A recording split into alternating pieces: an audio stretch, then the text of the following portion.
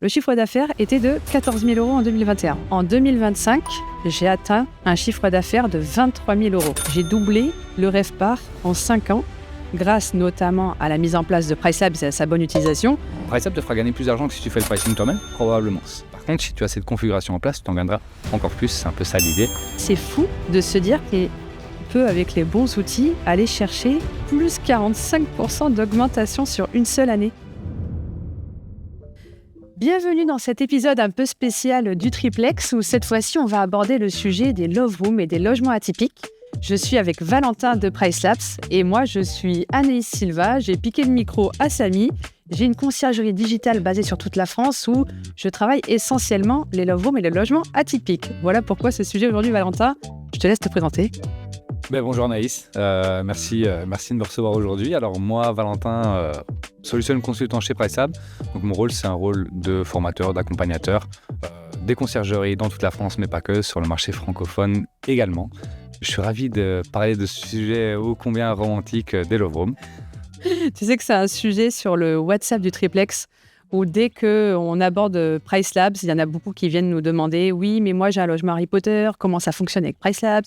Ou alors « J'ai une love room, est-ce que vraiment ça marche avec Pricelabs ?» Tu vois, il y a des questions comme ça récurrentes. Donc je pense qu'il y avait un véritable sujet à faire aujourd'hui. Écoute, on est là pour y répondre et je suis ravi de participer à ce Triplex aujourd'hui. Donc Pricelabs pour les love rooms, les logements atypiques, c'est OK. Pricelabs peut tout à fait fonctionner avec les logements atypiques, les logements à thème. L'idée, c'est de savoir comment on bride un peu l'outil pour s'y adapter. Est-ce qu'il se passe quelque chose lorsqu'un propriétaire de love room ou de logement atypique s'inscrit sur Pricelabs? Est-ce qu'il a une démarche particulière à faire? Alors, lorsqu'il va connecter son logement, la première chose à faire, tu le sais aussi bien que moi, ça va être de déterminer un prix de base. Là où en fait, l'outil, on a un nouvel déterminant du prix de base, déterminant c'est pas le mot correct, mais on a un nouvel outil qui permet de déterminer le prix de base, qui va se prendre en compte toute ton annonce Airbnb, qui va l'analyser, les équipements, les notes, le statut. Par contre, il ne va pas prendre en compte le fait que ce soit un logement atypique qu'on ne va pas comparer au reste du marché. Parce que l'outil de détermination du prix de base, ce qu'il va faire, c'est te comparer aux logements comparables, donc de nombre de chambres et catégories de logements dans une zone restreinte. Il va prendre un échantillon de plus ou moins 300 logements. Donc là, il y a quand même une démarche un peu spécifique parce que ta love room, tu vises plutôt une expérience qu'un type de logement. Et là, c'est là où l'outil, en fait, il va falloir lui donner des informations pour s'adapter au prix de base que toi, tu vas avoir. Ouais, l'outil en lui-même ne peut pas venir détecter que c'est un logement atypique. Non. C'est à nous de venir faire le job. C'est ça. Une love room, ce n'est pas un bien unique. Il y a un marché pour ça. On va vous montrer donc comment avec Pricelabs on fait. Enfin, on va vous montrer. On va vous décrire parce que vous montrer, ça va être un peu compliqué sur un podcast. Donc, écoutez bien parce qu'on va essayer de décrire étape par étape ce qu'il faut faire lorsqu'on se connecte sur Pricelabs et qu'on a un logement atypique pour bien le paramétrer. C'est ça, parce que le piège, c'est pas de laisser un bien atypique et de comparer à des logements qui sont standards et donc qui ne sont pas comparables parce qu'ils n'ont pas les comportements de demande. Donc ça, c'est un peu le piège. C'est ce qu'on va essayer de décortiquer aujourd'hui pour pouvoir permettre à tous ces propriétaires ou ces gestionnaires de faire les choses correctement. Bon, en gros, je vais te dire ce que moi je fais lorsque j'intègre un logement atypique sur Pricelabs. Et puis, je vais te laisser compléter avec ta parole d'expert pour nous raconter la suite parce que je sais qu'il y a pas mal d'autres points à voir ensemble. Donc, on va regarder ça en suivant. Déjà, pour commencer, je vais partager mes chiffres très personnels de ce que j'ai pu constater donc sur au moins un an glissant concernant les love rooms. Donc déjà, il y a deux types de logements ou deux types de love rooms du moment qu'on s'adresse à des couples. Il va y avoir des love rooms plutôt classiques. Ce que j'appelle classique, c'est une love room. On va être sur un 20-25 mètres carrés avec seulement une baignoire balnéo.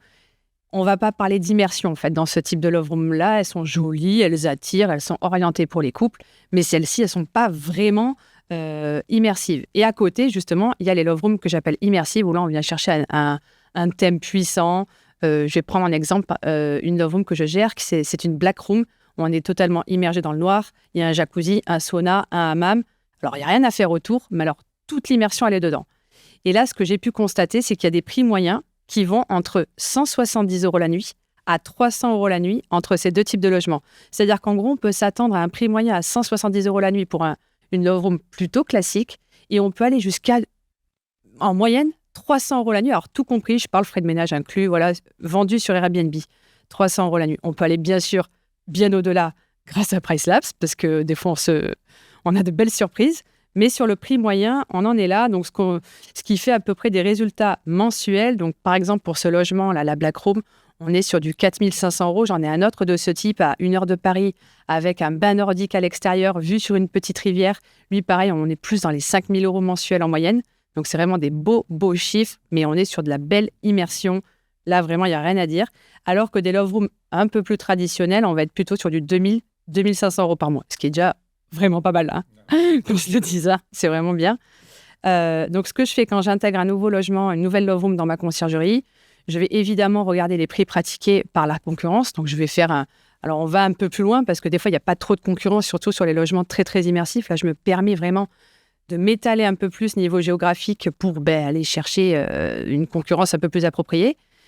Je détermine en fait comme ça le prix moyen. Je ne vais pas laisser Price Labs me donner le prix moyen parce que je sais qu'il va se comparer plus classiquement à un logement avec une chambre et sans vraiment prendre en compte tout ce qu'il y a derrière.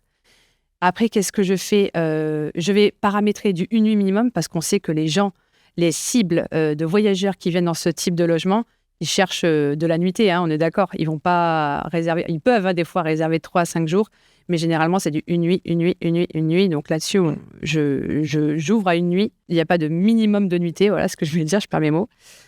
Mais après, qu'est-ce qu'il y a d'autre à ajouter ? Parce qu'il y a beaucoup, finalement, de paramètres à prendre en compte.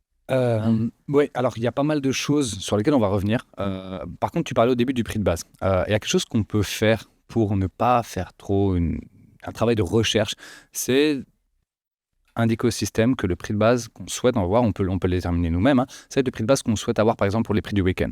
L'idée, c'est d'avoir un prix de base, du coup, qu'on indique dans PriceLab, mais du coup, pas corrélé non plus à ce que va prendre le système, mais partir de ce point de vue-là. Donc, on se dit, voilà, si mon prix le week-end, il va généralement être plus élevé, on peut partir là-dessus et ensuite déterminer les prix minimums. Ça, on va en venir. Les prix minimums, c'est encore une trame un peu plus longue. Mais donc, le prix de base, c'est pas mal de le déterminer de cette manière-là pour être sûr d'avoir quelque chose de correct, ou en tout cas au début. Maintenant, quand on lance un nouveau logement, effectivement, faut quand même avoir des données sur le marché et être sûr qu'on vend, parce que l'idée, c'est pas de vendre un logement, c'est vraiment de vendre une expérience quand on a un logement à thème ou une love room. Et donc, faut être sûr du positionnement en termes de prix. Alors, le prix de base, c'est une chose. Maintenant, un point très important, ça va être également les prix minimums. Et je parle de les prix minimums parce que l'idée, c'est d'avoir plusieurs niveaux de prix minimum. On va avoir un prix minimum général. Donc ça, c'est le prix minimum qu'on va avoir, qu'on peut adapter, voilà, par exemple pour la semaine. Et puis, on va avoir un prix minimum pour les week-ends également. Et ça, c'est très important parce que tu me le diras sans doute, mais on va louer quand même de manière à des prix plus élevés le week-end, et donc il faut s'assurer qu'on ne loue pas en dessous d'un certain prix le week-end parce qu'on peut se le permettre. Par contre, la semaine, là, on a une demande moins forte, on va avoir plus de mal généralement à louer, donc avoir un prix un petit peu plus bas. Et ce qu'on peut faire, alors ça, pas forcément obligatoire, mais ça peut être intéressant, c'est des prix minimums sur la dernière minute.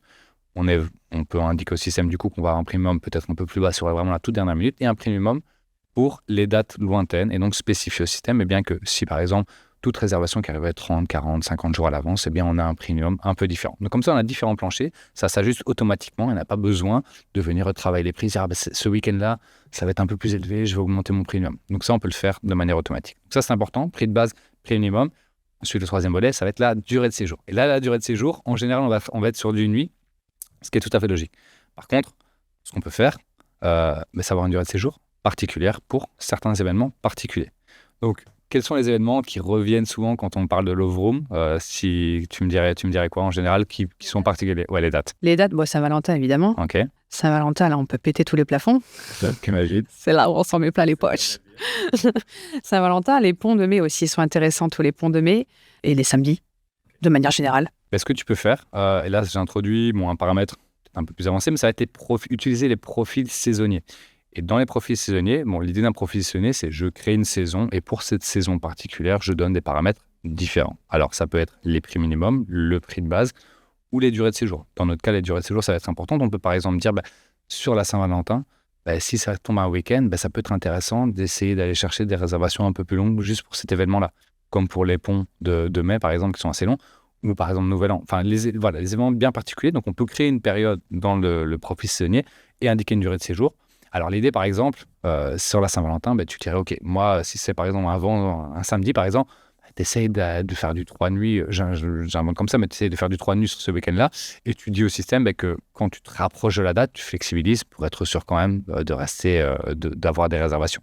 Donc ça, c'est une première chose, la durée de séjour que tu peux spécifier sur ces périodes particulières, puis ton prix minimum qui peut être différent. Si tu me dis que tu pètes tous les scores à la Saint-Valentin, tu vas pas mettre le même prix minimum que sur une date un peu normale. Et donc, tu augmentes ton prix minimum. Ton prix de base, ça peut être également intéressant, mais attention avec l'augmentation de prix de base sur les périodes, parce que c'est quelque chose qui est déjà pris en compte par le système, de déterminer des prix différents sur ces périodes-là. Donc, attention que les prix restent quand même... Les prix de base, on n'y touche pas trop finalement, c'est ça que tu es en train de nous dire. Les prix de base, tu peux les augmenter en fait sur ces périodes particulières, vraiment sur ces périodes particulières. Mais par contre, un point d'attention parce que le système déjà travaille en fait les prix sur ces périodes particulières. Donc l'idée c'est de rester raisonnable. On va quand même pas mettre des prix à 800 € la nuit, tu vois, pour une love room pour la Saint-Valentin. Donc il faut rester raisonnable quand même. Et le dernier, ça va être les prix minimums où on peut également sur ces professionnels spécifier des prix minimums différents. Donc ça. Professionnel, ça me semble intéressant vraiment pour ces périodes particulières, histoire d'aller vraiment optimiser le plus possible les revenus sur ces périodes-là. Donc, on a parlé de prix de base, prix minimum, durée de séjour, profil saisonnier. D'autres facteurs qui peuvent être intéressants à ajuster, ça va être les facteurs de marché. Pour ceux qui nous écoutent et qui voudraient faire les manips en parallèle, qui nous écoutent, genre ils ont le podcast dans les oreilles et l'ordinateur devant les yeux, c'est quel bouton quand on est sur PriceLabs, on fait réviser prix. C'est ça? Ce dont on parlait jusqu'à maintenant, donc prix de base, ça va être dans « Aidez-moi à choisir un prix de base » par exemple, où tu détermines ton prix de base directement. Ouais. Prix minimum aussi. Par contre, les options dont j'ai parlé, donc les prix minimum sur des périodes différentes, le profil saisonnier, ça va être dans les personnalisations. Donc on va être dans modifier les personnalisations, rentrer dans le menu des personnalisations et voir ces différentes personnalisations. Alors, dans tous les cas, pour ceux qui ont des love rooms et qui se posent la question, si vous avez un doute, n'hésitez vraiment pas à contacter notre support, qui, je le répète, est disponible 24/24, 7 jours sur 7. Donc comme ça, ils pourront vous orienter pour la mise en place de ces paramètres-là. De toute façon, les love rooms, c'est quelque chose qui commence à devenir assez connu. Donc il y a pas mal de gens qui les contactent pour avoir des informations là-dessus. Et puis, j'imagine que toi, tu pourras aussi... leur répondre. Partager en fait ce type de configuration pour que... Non, je la garde pour moi.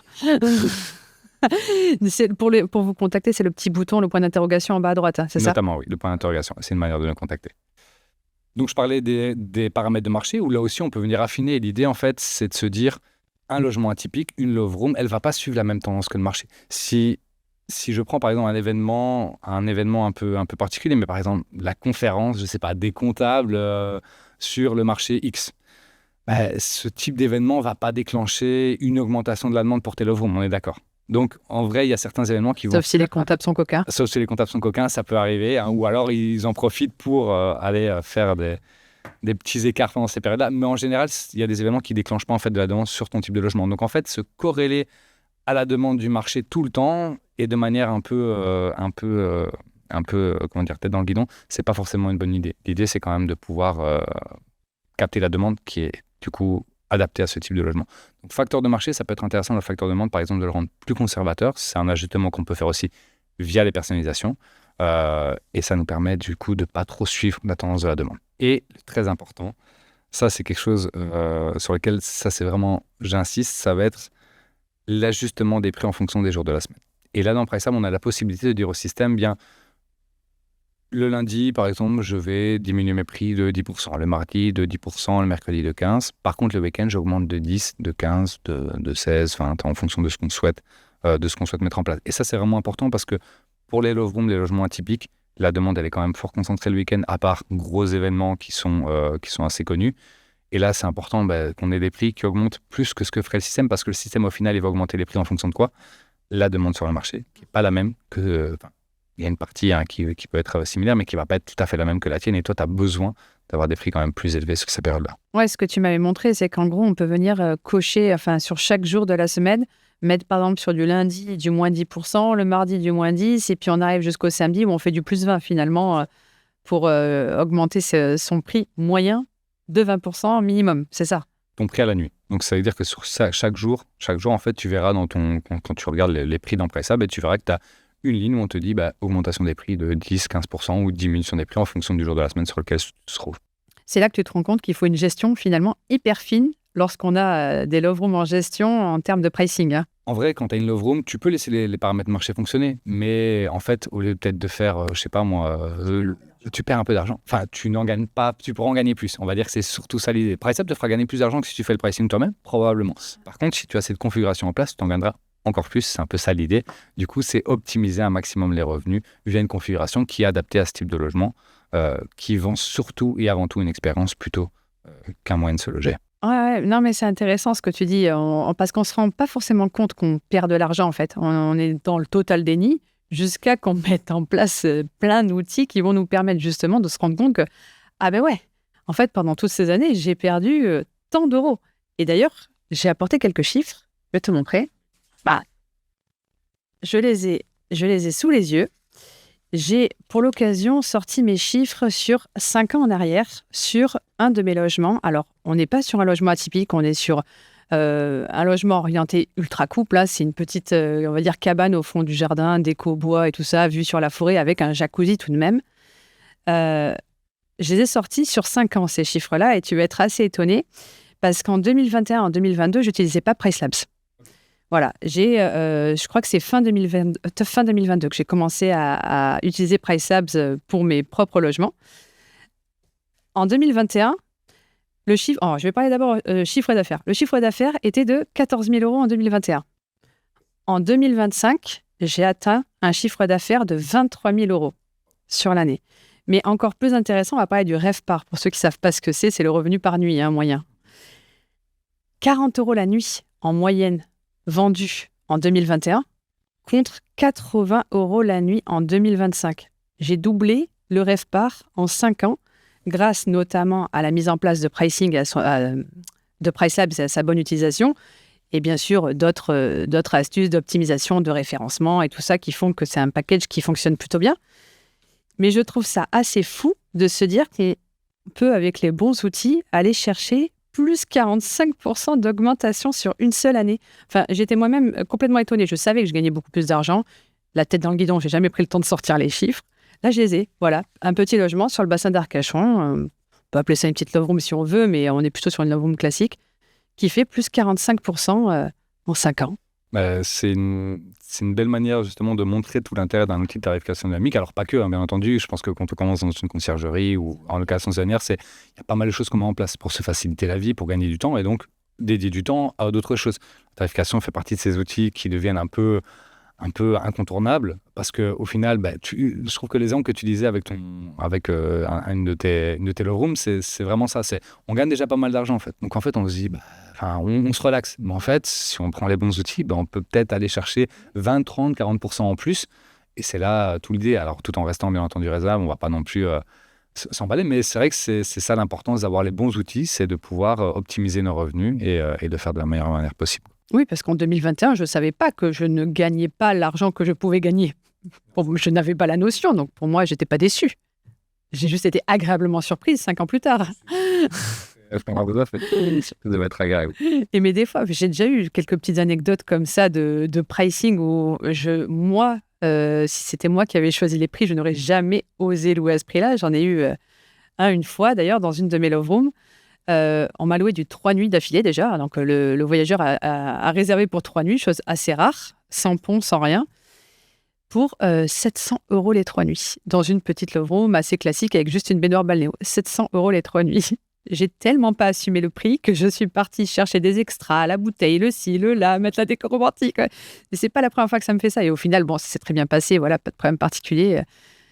Mais c'est souvent en fait une réaction, une position que les gens ont quand on fait les appels, que les gens me disent oui, mais je peux pas louer à ce prix-là. En fait, il y a un prix psychologique, il y a comme un blocage psychologique. Les gens disent mais non, c'est trop élevé, je vais jamais louer à ce prix-là. Et c'est ce que font en fait les tarifications dynamiques, c'est qu'ils savent en fait les moments où le marché est saturé, le moment où la demande est tellement forte qu'en fait il y a une insensibilité au prix qui est beaucoup plus forte. Je veux dire, on veut aller à un endroit, on veut y aller quoi qu'il arrive, et on est prêt à payer le prix. Et là, c'est là où la tarification dynamique, elle permet justement de saisir cette demande, de saisir cette tendance et de mettre après. Après, il faut quand même rester raisonnable à certains moments, d'où les prix maximum qui peuvent être intéressants. Mais c'est ça qui est important, c'est pouvoir d'optimiser là où c'est facile, d'optimiser les revenus et de sécuriser dans les périodes un peu plus creuses. Complètement. Et Valentin, du coup, j'avais une petite question pour les Love Room logements atypiques. Lorsque je vais dans mes paramètres, je viens moi-même choisir mes concurrents. En fait, je vais dans la donnée sur le quartier et il y a un petit bouton gérer ses concurrents et je viens sélectionner 5-6 Love Room ou logements atypiques qui correspondent un peu à ce que j'ai dans ma zone et je les renseigne là-dedans. Mais est-ce qu'il y a d'autres démarches à effectuer pour justement aller chercher et bien travailler sa concurrence? Oui, alors il y a autre chose que tu peux faire, mais juste revenir sur ce dont tu parles, les données sur le quartier, ça c'est vraiment pas mal. Alors toi tu le fais, mais il y a beaucoup de gens qui n'utilisent pas ces données-là, mais ça vous permet concrètement d'avoir le calendrier de vos concurrents, de voir également les frais de ménage qu'ils proposent et de voir les prix en fait que le voyageur paierait. Donc là on se place vraiment dans une vue voyageur où je peux voir moi sur telle date ce que va coûter mon logement, ce que va coûter le logement de mes concurrents. Et ça permet vraiment de faire une analyse rapide parce que sur certaines dates, si par exemple tu ne loues pas, tu peux assez vite comprendre en fait pourquoi tu ne loues pas. Parce que le coût total que va payer le voyageur, il peut peut-être plus élevé chez toi, alors que ton prix à la nuit, il l'est moins, parce que tes frais de ménage peuvent être plus importants, par exemple, ce genre de choses. Donc ça, c'est vraiment quelque chose que je recommande d'utiliser, surtout dans le cas des love rooms, pour aller se comparer vraiment à des logements qui sont comparables. Donc ça, c'est une première chose qu'on va faire dans les données sur le quartier. Il y a plein de choses intéressantes dans les données sur le quartier, mais on va pas aborder trop de sujets. Autre chose qu'on peut faire... Il y a des courbes qui m'obsèdent, moi, assez quotidiennement, qui sont très, très intéressantes. Mais il y a autre chose qu'on peut faire, et ça pour tous les gens qui ont des love rooms, des logements à thème, c'est contacter le support. Alors, notre support, on peut le contacter de différentes manières, mais il y a le gros point d'interrogation en bas à droite où on peut discuter avec le support ou envoyer un email. Alors, je rappelle, il est disponible 24 heures sur 24, 7 jours sur 7, donc n'hésitez vraiment. Ils ne dorment pas chez PriceLabs. Non, on ne dort jamais. On est obsédé par la tarification dynamique, les cours et tout ça. Donc, et là, en fait, ce que vous pouvez demander, c'est d'expliquer le cas que vous avez un logement, par exemple, atypique Love Room, et de demander s'il est possible d'aller chercher en fait des logements comme ça dans une zone, voilà, dans la zone dans laquelle vous êtes, pour les établir et les ajouter en fait à vos concurrents et pour qu'ils apparaissent dans les données sur le quartier, même s'ils sont un peu plus loin.